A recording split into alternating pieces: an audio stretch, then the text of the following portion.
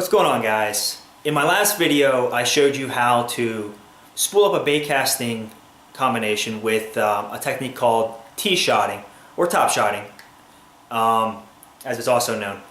In this video I'm going to show you how to do the same thing with a spinning rod. To me, T-shotting is even more valuable to use on a spinning combo because I'm sure everyone that's watching this video has had an issue with the spinning rods where the line comes off, memory, line twist. It's a royal pain sometimes, and to be honest, it's really kept me from using them in the past. But when you use this technique, Braid doesn't have the problem with memory. Line twist isn't such an issue. It can be an issue, but for the most part that usually will even come out, and it's not as bad as it is with fluorocarbon or monofilament for that matter, where it will actually start to, it'll start to twist up on you when it comes out. Total mess. It happens. The reel's garbage for the day until you take the time to fix it. By using this, the braid is what's coming out. You only have, say, 30 feet of fluorocarbon. So I will use a lighter braid on this one. I'm not going to go with the 50s or the 65. I mean, you could go down to like the 20s or whatnot, but I'm going to show you. I'm going to put 12-pound gliss on this. I like this stuff because it's literally like the diameter of maybe 4 pound, maybe even less. It's super, super smooth. So it's going to come through here real nice, real finessey. But even though I have this braid on here, and to be honest with you, you could use whatever color you want. It doesn't matter. I don't care if it's pink and purple. It's going to work just fine. I like the green stuff because that's just what I've always used. Put this on there. You're still going to have the fluorocarbon on the end. That's what's going to be near the fish. The first 30 feet or so are going to be fluorocarbon. So I'm going to go ahead. I'm going to put this through the line guides, and I'll show you how to tie it to the actual reel. Same thing with the bait caster. It's not that difficult. This right here, what I'm going to be using is the Arctic bolt. If you haven't seen these, they're awesome setups. I mean, just the looks of it alone are pretty awesome. But they're just super. I mean, look, you reel this thing and it just keeps. Let me turn it back on. You just reel this thing and it just keeps going and going. I didn't really believe how awesome they were until I actually got one. But as you can see on here, most of any decent spinning setup right now is going to have one of these rubber backings on them. And that's just from basically the advent of Braid, because Braid does mono and fluorocarbon used to be fine. You tie it straight to the spool and it'd be just fine. But you get out there with some Braid and it would just start spinning on you. So I'm going to go ahead, I'm going to spool it up through the tip of the rod here through the guides, and make sure I put it around the bail here, that way, and then we'll start spooling it up. Alright, so I have the line through the rod guides. Now I'm going to tell you, I'm going to do the same thing I did with my bait caster. I was looking at this gliss here, and what I got was 150 yard spools. Now, if you consider this being about a 4 pound test diameter, which I'm going to say is probably the max, this reel itself would hold 265 yards of that. So that's an issue. I really don't care what's below it, so what I'm going to do is I'm going to put this Power Pro on here, and I'm going to do that same knot that I showed you earlier that I did the Power Pro to the fluorocarbon. To put this on, but I'm just going to back it with this Power Pro, that 50 pound line, because there's really no reason to have 200 yards of this this braid. So I love the gliss. It's a great line. It casts really far, but that small diameter, it would take way too much to put on here. So I already had the Power Pro. If I didn't, I would buy a bigger spool of the gliss. That's what I would do. So first thing you do with one of these is you got to open the bail, because I'm sure everyone out there has done this. You tie your knot around here like this, and you go to reel it in, and it's not going to touch the line. So you want to open the bail up like this. Take your braid. Gonna wrap it around the spool. It's pretty simple. We're just gonna do it. I'm gonna do a double overhand knot here. The first one, it's not as important to do it double, but I just do it anyway. I try to get it in the center here, over top of this this rubber piece. Not super important either, because once you start spooling it, there's going to be a line that's going over that, and that's what's going to hold it. I'm going to pull it good and tight, because you want it tight on the spool, since there's no holes in this like there is on the bait caster. So if you don't have it real tight, it can still slip. So I got that double overhand knot tied. I'm going to tie another double overhand knot on it. Now the double overhand knot on the first one helps hold it down too. I don't know if you can see on here, but that first knot isn't jumping up. My line on the spool is still real nice and tight. So I'm going to pull this down. I'm going to cinch it real good and tight. I'm going to take my scissors. I'm going to pull this tag in real tight, because braid is fun to cut. I'm going to cut this tag in, throw it in the trash, recycle it, whatever you want to do with it. Now, I'm going to go ahead and just spool this on. I'm going to go ahead and do the knot that I did on the other video. It's not really important. This line's never going to see the light of day. If you want to see the knot, just check out my video about spooling up the bait caster, and you can check it out there. Use the same thing here. I'm going to spool this up, and I'll get back when I'm putting the gliss on. I'll show you how this goes on.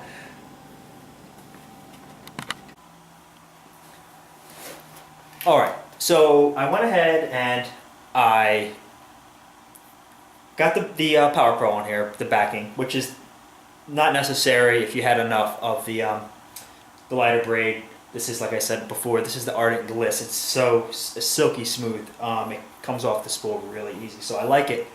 What I've got going on, so I've actually tied the two together, and I have the gliss is now on the spinning rod. So I don't know if you can see over here is this is how I spool my my reels up. It's actually from my spooling station that I had, and it's just in a vise. So what you'll notice is that instead of the spool rolling towards me like it was with the bait caster, I actually have the print facing me.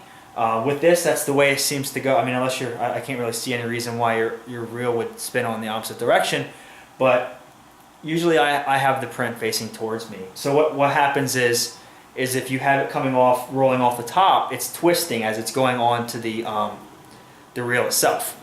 So that's one of the reasons why a lot of people have the line jumps off. So what you'll notice is, and this is the easiest way to tell, I can't really get myself in the camera here so you can see what I'm doing. I'll try that. So pay attention to which way the reel itself is spinning. So with this right here, when I turn this, it's spinning this way. So depending on which way you're facing, it's counterclockwise or clockwise. But when I pay attention to what's coming off the spool, it's coming off this direction. It's coming in, and I'm going back to my reel here. Back to my reel, so it's coming this way. It's going back into my reel, and my reel is going the same direction. That's how I tell it. If it's coming off the spool that direction and it's going onto the reel in the same direction, it's not going to have their memory in reverse. It's not going to spring off the way it does if you put it the other way. If you had the spool facing the opposite direction, it would be the same issue. Or if you had it facing the line facing coming straight off the top of the spool, it'd be the same exact thing. So it's a lot less important with the braid. To be honest, you could probably get away with it with this Gliss or Power Pro or whatever you use, with fluorocarbon and with mono, you're going to notice it big time. And the first thing you're going to do is you're going to take it out and you're going to release the tension on it, and it's going to spring right off. So now the only thing is with this, you can't adjust the tension on it. That right there has springs on it that keeps the spool tense. That's how I get my line to go on tightly. What I'll do with my spinning rods is, you know, this is just an old rag. I'll take it and I'll hold the braid on front, real as tight as I can. It's a lot easier. I mean, you're gonna burn your fingers, you're gonna cut yourself if you don't. But if you take a rag and you hold it down real tight, and then you spool it on, I can't. So I got the line coming off the spool over there. You can't see that anymore. But I've got my rag here. Hold the line tight. You don't want this to go on loose. It's not gonna lay very well if you put it on there loosely. But I'm gonna hold on to this line real nice and tight, and you're just gonna reel it in. It's gonna come off pretty easy. As you can see, I mean, I'm holding the rod end with one end with the same hand that I'm holding the rag with. So that rag is putting pretty good tension on the spool line, on the line itself. Okay, so I now I've used the entire spool of the gliss, and I have a mostly full spool of the gliss on here, on top of, you know, the Power Pro. But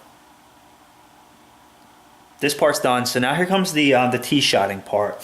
What I'm going to do is I'm going to use that knot that I showed you earlier, and I'm going to attach the fluorocarbon to this braid right here.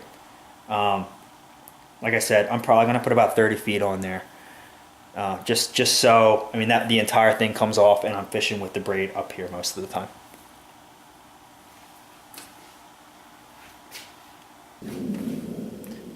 Okay, so I've got my reel set up here.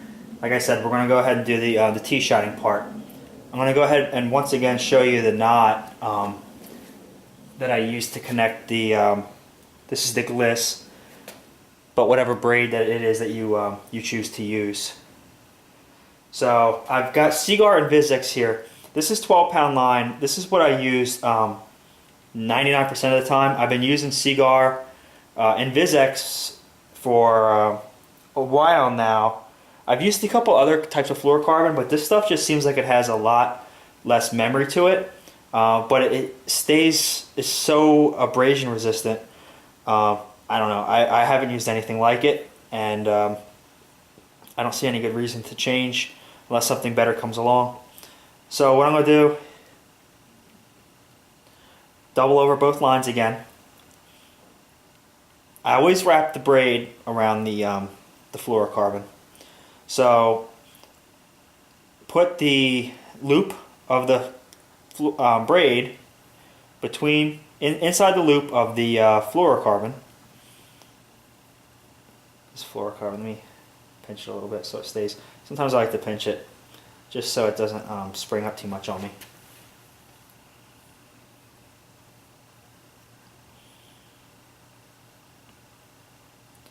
So got both loops here. I'm going to put the braid inside the loop of the fluorocarbon. I'm going to keep my finger in the loop, that way it stays open on the fluorocarbon. Not important on the braid. Holding both pieces of the fluorocarbon together. I'm going to wrap the braid around the fluorocarbon. I'm going to go 7 times with this one. Usually I do 5, but this is such a small diameter. 7, I could definitely go with 7s.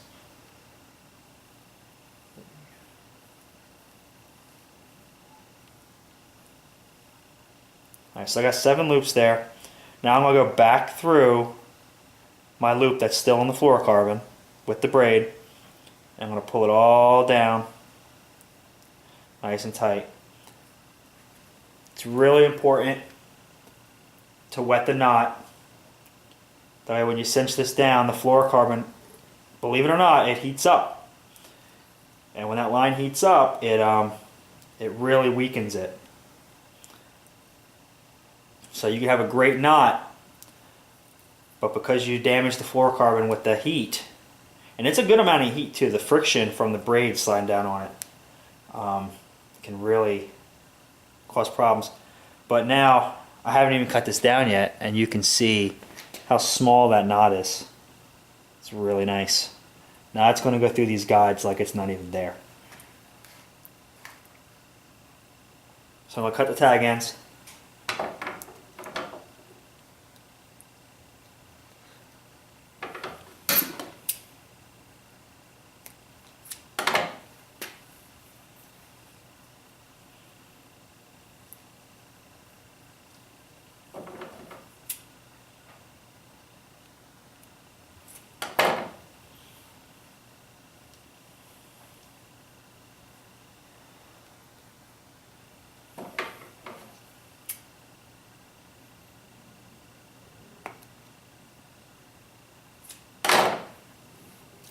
Alright, so it's cut up. There's a little tiny knot here. The fluorocarbon right here coming off. I'm going to go ahead and I'm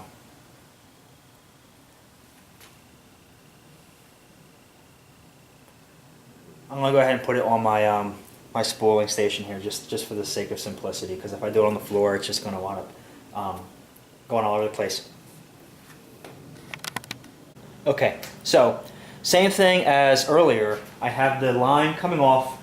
The way it worked out, it's going off to the left for me, counterclockwise, from what I'm looking at it. The sticker is facing me. I don't know if they all do it that way, but it seems like everyone that I've had it always does. It's coming off counterclockwise, and it's coming back onto mine, reel, the same way. It's the most important with the fluorocarbon. It's probably a little less important this way because we're only going to have about 30 feet on there, so really, I mean, the first time you cast it out there, it's probably going to straighten it out anyway, but why take that risk and have it not, or even just jump off the spool first thing. So I'm going to go ahead and I'm going to tighten it up here because I've got some line all the way down the floor. I've got my rag here that's going to hold tension, and that knot was so smooth that it actually went right through this rag. I hardly even felt it. So here I am, I'm reeling it in.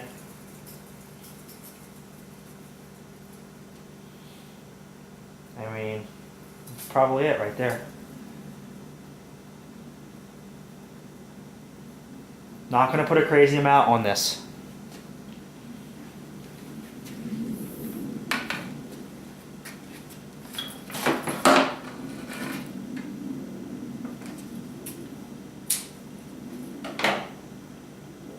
Alright, so we have the majority of the spool has the braid on it.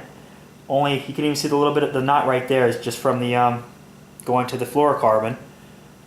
We only have, I'm going to say 30 feet probably, maybe 40 feet of a fluorocarbon on here. I mean, every cast that's going to go out, it's going to have, the braid's going to come out with it too. I know guys, and I've done this before too, you can go down to using 5 feet of this stuff. It's almost like a leader. It's almost like having, using it as a leader.